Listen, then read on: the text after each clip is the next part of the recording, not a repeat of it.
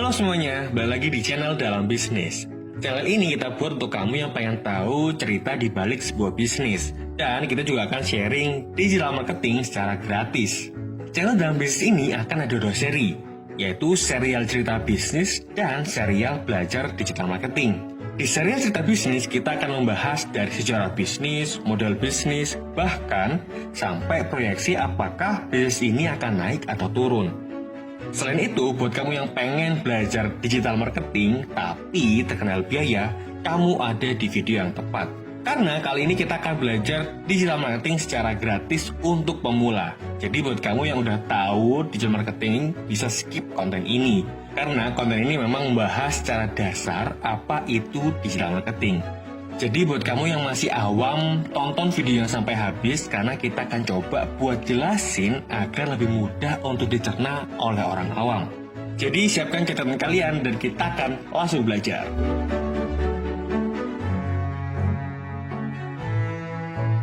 Sebenarnya apa sih digital marketing itu? Digital marketing adalah sebuah proses untuk mempromosikan produk menggunakan platform online. Jadi secara sederhananya, digital marketing itu adalah kegiatan marketing yang menggunakan platform online seperti sosial media, search engine seperti Google, dan web. Tujuannya apa sih? Nah, tujuannya adalah untuk mengenalkan produk kita kepada calon konsumen. Konsumen kan sering nih melihat atau pakai sosial media kan? Digital marketer memanfaatkan hal itu agar konsumen bisa dapat informasi produk yang cocok dengan masalah mereka. Masih belum paham? Oke, coba kita jelasin deh yang lebih singkat. Misalkan nih, kamu sedang buka IG. Tiba-tiba kamu dapat konten tentang penumbuh rambut. Kebetulan kamu sekarang lagi ada masalah dengan rambut rontok. Di konten itu, kamu ternyata mendapatkan jawaban dari masalah rambut rontokmu, yaitu obat rambut rontok. Akhirnya, kamu memutuskan membeli obat itu karena sesuai dengan permasalahanmu. Simpel kan? Jadi, digital marketing itu cuma memanfaatkan media online aja buat jualan. Nah, sekarang digital marketing itu ternyata banyak banget jenisnya, sesuai dengan media yang pengen kita pakai. Tim Dalam Bisnis coba menjelaskan beberapa media yang sering teman-teman pakai aja, biar lebih relate. Ada beberapa cara digital marketing. Pertama, SEO atau Search Engine Optimization. Kedua, social media marketing. Ketiga, email marketing. 4, web. Apa aja sih itu? Oke, kita jelasin satu persatu. SEO adalah singkatan dari Search Engine Optimization atau bahasa Indonesianya adalah optimalisasi search engine. Search engine ini sangat kental dengan Google. Kenapa? Misalnya nih, kamu sedang ada masalah dengan rambut rontok. Kamu bingung apa obat yang tepat untuk masalah rambut rontokmu. Apa yang biasa kamu lakuin? Nyatanya Mbah Google kan? Nah, waktu kamu cari, itu kan ada beberapa website ataupun artikel yang muncul paling awal atau paling atas yang bisa kamu baca. Itulah SEO. SEO yang baik akan muncul di pencarian paling atas. Jadi, SEO itu akan mempermudah konsumen mendapatkan jawaban atas masalahnya di pencarian Google. SEO ini sangat bergantung kepada keyword. Misalkan, kamu ada masalah rambut rontok. Nah, rambut rontok inilah yang menjadi keyword utama untuk SEO. Untuk mengetahui keyword apa aja yang memiliki jumlah pencarian paling banyak, kamu bisa menggunakan 1. Keyword Planner di Google Ads, 2. Google Trends, yang ketiga Ahrefs, dan masih banyak lagi. Semua toolsnya hampir sama, tapi kita sarankan pakai tools dari Google aja. Selain gratis, data volume pencarian juga akan lebih real time karena memang Google yang membuat. Untuk bagaimana caranya menggunakan tools tersebut, kita akan jelaskan di video yang akan datang. Jadi jangan lupa subscribe channel Dalam Bisnis dan nyalain notifikasinya, biar kamu nggak ketinggalan videonya. Social media marketing sederhananya adalah kita memanfaatkan sosial media sebagai tempat untuk menjual produk kita. Kalau SEO kan lebih ke konten artikel atau notabene adalah bacaan. Nah, social media marketing itu lebih fokus kepada konten sosial media. Ini akan lebih rumit daripada SEO, karena gak hanya buat konten, tapi kamu harus bisa membuat audiensmu lebih lama lihat kontenmu. Misalkan, kontenmu berdurasi 1 menit. Sudah dipastikan, semua orang yang lihat kontenmu tidak akan melihat selama 1 menit semuanya. Nah, kalau SEO itu kan sangat bergantung pada keyword. Social media marketing itu tidak hanya bergantung pada keyword, tapi bagaimana kamu menyampaikan sebuah informasi, tetapi Audiensmu bisa paham apa yang kamu maksudkan hanya kurang dari 10 detik. Di sosial media marketing ini, durasi audiens melihat kontenmu itu juga sangat penting. Banyak rumus-rumus konten yang bisa kamu pakai. Misalkan 1. AIDA 2. PAS 3.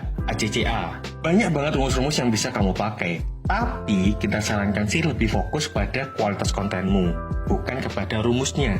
Karena banyak konten yang nggak sesuai kaidah rumus-rumus penulisan, malah lebih banyak yang lihat, dan bahkan lebih banyak yang beli produknya. Jadi jangan batasi kreativitasmu, terus aja buat konten, nanti kamu akan tahu jenis konten apa aja yang cocok dengan audiens yang kamu incar.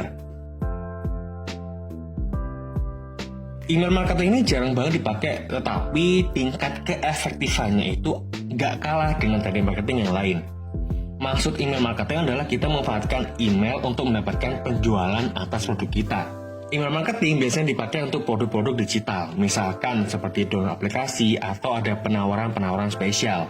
Email marketing ini lebih bersifat writing skill, mirip seperti membuat artikel. Jadi bagaimana kamu bisa mendapatkan perhatian dengan memberikan judul ataupun penawaran yang relate dengan calon konsumen. Aplikasi yang sering dipakai untuk email marketing adalah MailChimp. Untuk email marketing, saran kita adalah cobalah untuk belajar menulis dengan baik. Karena dengan kamu jago nulis, kamu bisa berjualan apapun dengan email marketing. Web ini sangat berhubungan erat dengan SEO. Kenapa? Karena media yang dipakai itu sama, yaitu Google. Tetapi untuk mengoptimalkan web, kamu nggak hanya harus bisa nulis yang baik, tetapi kamu harus tahu struktur web yang benar.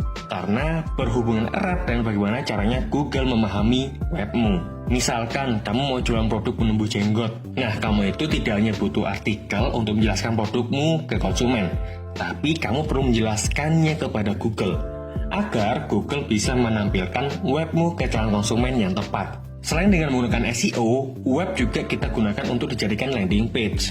Apa itu landing page? Kamu pernah nggak dapat selembaran di jalan atau tempat umum deh misalkan? Di selembaran itu biasanya isinya apa? Ada produk, ada manfaat, ada harga. Nah, landing page ini adalah selembaran tapi dalam bentuk digital. Kamu bisa menghemat banyak jika menggunakan landing page. Enaknya lagi, landing page ini bisa kamu pakai untuk sosial media marketing juga. Jadi kamu buat konten terus, nanti di akhir konten kamu arahkan audiensmu untuk mengklik link landing page. Lebih efektif mana? Selembaran apa web? Jauh lebih efektif web. Kenapa? Karena kalian bisa melihat apa aja yang dilakukan oleh audiensmu.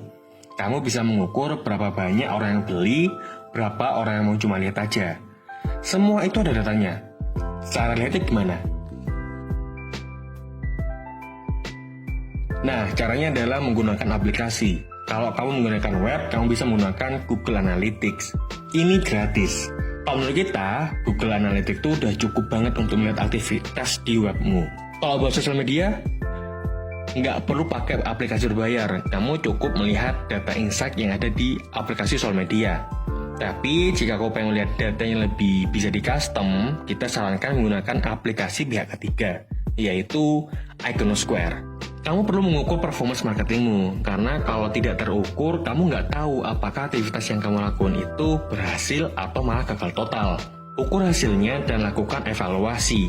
Apa aja yang harus diperbaiki dan apa aja yang harus dipertahankan. Terakhir dari kita, digital marketing itu bukan teori, tapi lebih ke praktek.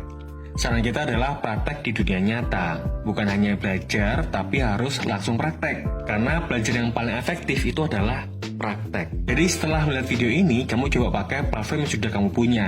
Nggak perlu kok malah magang di startup untuk belajar digital marketing. Yang bagus sih belajar di startup, tapi kalau kamu punya keterbatasan, jangan dijadikan keterbatasan itu sebagai alasan. Coba aja. Karena kita, tim dalam bisnis, bisa belajar digital marketing itu bukan karena belajar di kelas online yang harganya jutaan, tapi mencoba sendiri dan praktek sendiri.